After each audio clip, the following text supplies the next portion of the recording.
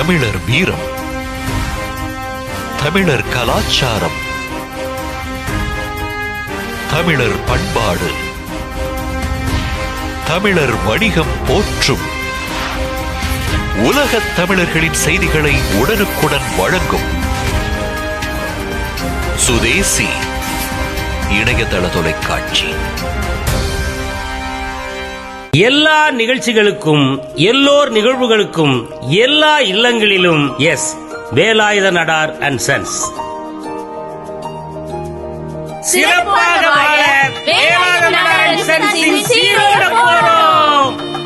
Velayutha Nadar and sons, home appliances and super market, Surandai. வணக்கம், நான் அண்ணாச்சி பேசுகிறேன். இந்த ஒரு காலகட்டத்தில் பல பிரச்சனைக்கு மத்தியில் நம்ம சுய தொழிலை செஞ்சுக்கிட்டு இருக்கோம். பொதுமக்கள் நம்ம பேரில் என்ன அனுதாபம் ஆதரவில் இருக்காங்கங்கிறது எனக்கு சொல்ல தெரியல. ஏன்னா ஒரு காலகட்டத்தில் எல்லாமே நம்ம தான். ஒரு கடைக்கு வர்றவங்களுக்கு தேவையான பொருள் இவங்க வீட்டில் இன்னும் யூஸ் பண்ணுவாங்க அப்படிங்கிறதெல்லாம் சொல்லி அந்த பொருளை தேடி கொடுக்குற பணிகளை தான் நம்ம செஞ்சுக்கிட்டு இருந்தோம். அதுதான் சுதேசி வணிகம். மக்களோட மக்களாக ஒன்றி இருந்தோம். இப்போ இந்த வீட்டில் பச்சரிசி சாப்பிடுவாங்க, இந்த வீட்டில் இந்த அரிசி சாப்பிடுவாங்க, காய்கறி சாப்பிடுவாங்க. அதை நம்ம எங்கே கிடைக்குதோ அங்கே இருந்து கொண்டு வந்து கொடுப்போம். அவங்களுக்கு பொருளாதார தேவையை சரி பண்ணுவோம். அவங்க கேட்குற பொருள்களை நம்ம கடன் கொடுப்போம், வாங்குவோம். அப்படி போய்கிட்டு இருந்தது. நல்ல உறவு நல்லா போய்கிட்டு இருந்தது. அதுக்கப்புறம் இது குறைஞ்சி கொஞ்சம் அந்த என்ன டிபார்ட்மெண்ட் மாதிரி கொஞ்சம் அலங்காரமாக வந்தது. அந்த டிபார்ட்மெண்ட் ஸ்டோரத்துக்கு மக்கள் போக ஆரம்பித்தாங்க. அது இப்போ கொஞ்சம் பரிணாம வளர்ச்சியில் ஆன்லைன்னு கொண்டு வந்துட்டுருக்கோம். இந்த ஆன்லைன் வணிகம் வருதுன்ன உடனே நமக்கு எல்லாம் கலக்க ஆரம்பிச்சிச்சு. ஆன்லைனுங்கிறது ஒரு நிழல் யுத்தம், முகம் தெரியாத இருட்டு வணிகம். யார் செய்கிறாங்கிறதே தெரியாது. ஆன்லைன் வணிகங்கிறத யார் முதலாளி, யார் என்ன இதுன்னு ஒன்றுமே தெரியாது. நம்ம பணத்தை கொடுத்துருவோம். அது ஒரு எந்திர உலகமாக, ஒரு மாய உலகமாக ஆகிப்போச்சு. அப்போ அதனுடைய தாக்கம் இன்றைக்கி மக்கள் ரொம்ப சோம்பேறி ஆகிட்டாங்கல்ல. மக்கள் இப்போ வெளியே நடக்கிறதுக்கே ரொம்ப கஷ்டப்படுறாங்க. அன்றைக்கி ஒரு டிவியில் பார்த்துக்கிட்டு இருந்தேன் செய்தியை. எங்கள் வீட்டில் நாங்கள் கருவேப்பிலை கொத்தமல்லி வேணுன்னா கூட ஃபோன் பண்ணால் எங்கள் வீட்டுக்கு வந்துடுது அப்படின்னு ஒரு அம்மா சொல்லுது.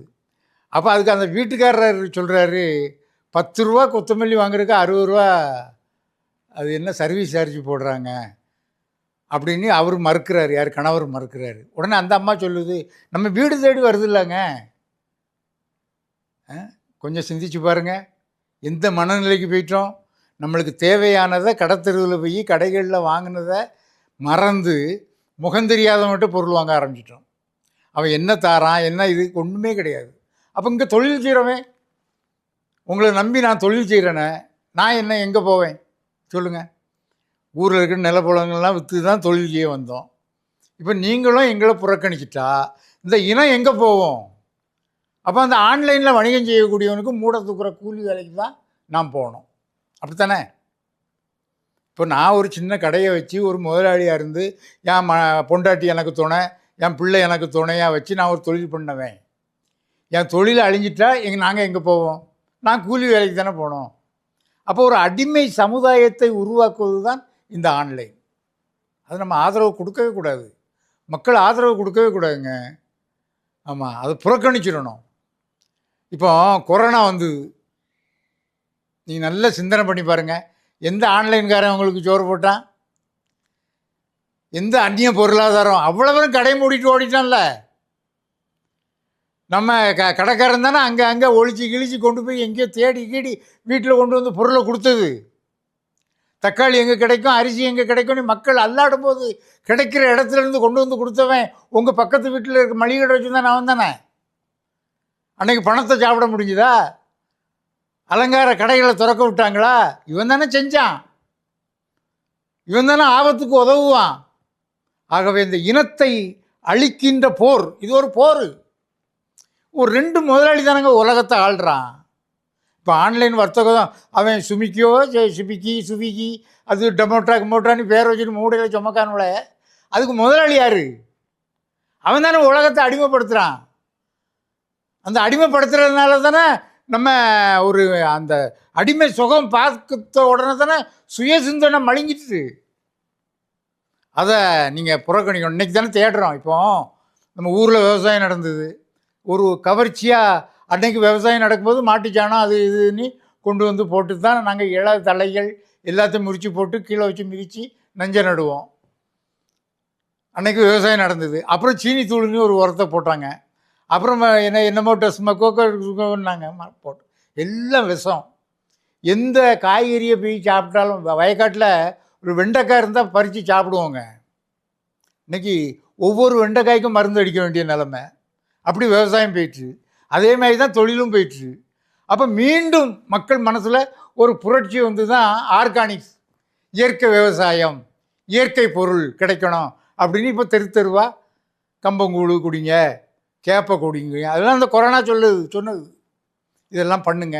அப்போ விவசாயம் பண்ணுறவங்க கூட அந்த இயற்கை உரத்தை நவீனமாக, அன்னைக்கு கூட நம்ம பிரபாகர்கிட்ட நான் பேசிக்கிட்டு இருந்தேன். நம்ம உமரிக்காடு பிரபாகர் மாநில செயலாளர் இருக்கார். அவர் கூட ஊரில் விவசாயம் தான் பண்ணுறாரு. இங்கே இந்த சோபா கம்பெனி வச்சுருந்தா கூட நம்ம ஊரில் விவசாயம் பண்ணுறாரு. அவர் சில இந்த நவீன உரங்களை சொல்கிறாரு.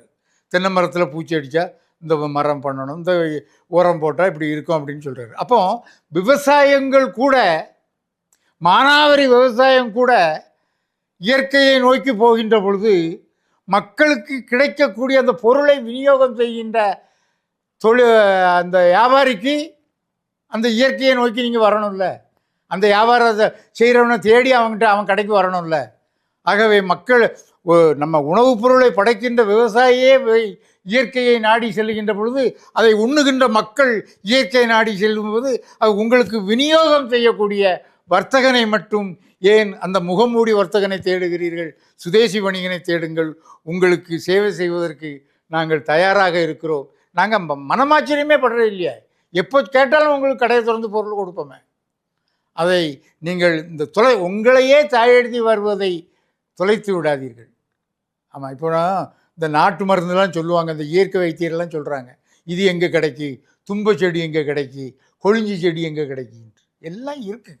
இப்போ எங்கள் ஊருக்கு நான் மாதம் 5 நாள் நான் சொந்த ஊருக்கு போவேன். எல்லாம் இருக்குங்க. அந்த இயற்கை செடி எல்லாமே, இயற்கை மருத்துவ செடி எல்லாம் காட்டில் கிடக்கு. வா வா வான்னு கூப்பிடுது நம்மளை. ஆனால் நம்ம அதை தொலைச்சிட்டு தான் இங்கே வந்துட்டோம். இப்போ வா வான்னு கூப்பிடுது, நம்ம தேடுறோம். கிடைக்கிற இடத்தில் பயன்படுத்தக்கூடிய மனநிலைக்கு வந்துட்டோம். ஆகவே பொதுமக்கள் கொஞ்சம் அப்படி காலார நடங்க, கடத்தலுக்கு நடங்க, பஜாருக்கு நடங்க, நடந்து பொருளை வாங்குங்க, தேர்வு செய்து பொருளை வாங்குங்க, நல்ல பொருளை வாங்குங்கள். அதற்கு நாங்கள் என்றும் உங்களுக்கு துணை நிற்போம். நன்றி, வணக்கம்.